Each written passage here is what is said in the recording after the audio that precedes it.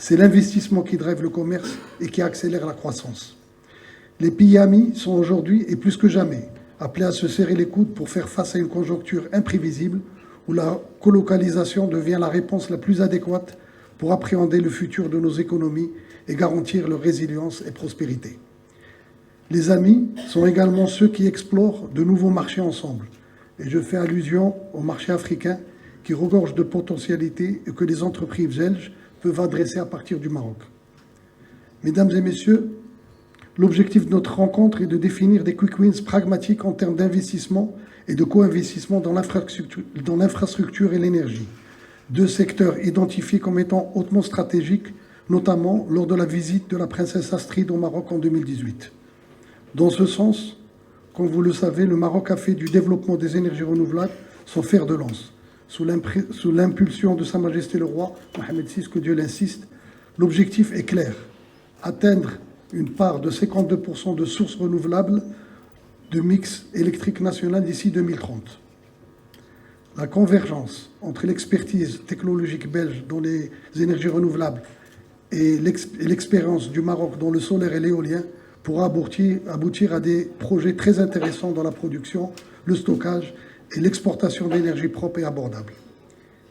Il s'agit d'un enjeu de taille dans un contexte de choc énergétique et au moment où l'économie mondiale est appelée à se décarboner.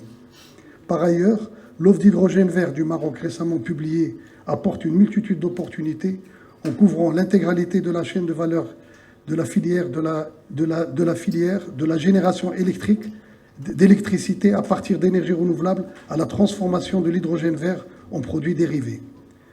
J'invite les entreprises belges à explorer et bénéficier pleinement des dispositifs qui sont en place. Madame la ministre, je pense qu'elle a dû avoir du retard, mais je crois qu'elle doit être en route, va certainement parler davantage de ces dispositifs. Au niveau de l'infrastructure, le Royaume du Maroc a réalisé des investissements structurants et transformateurs au cours des 2 dernières décennies.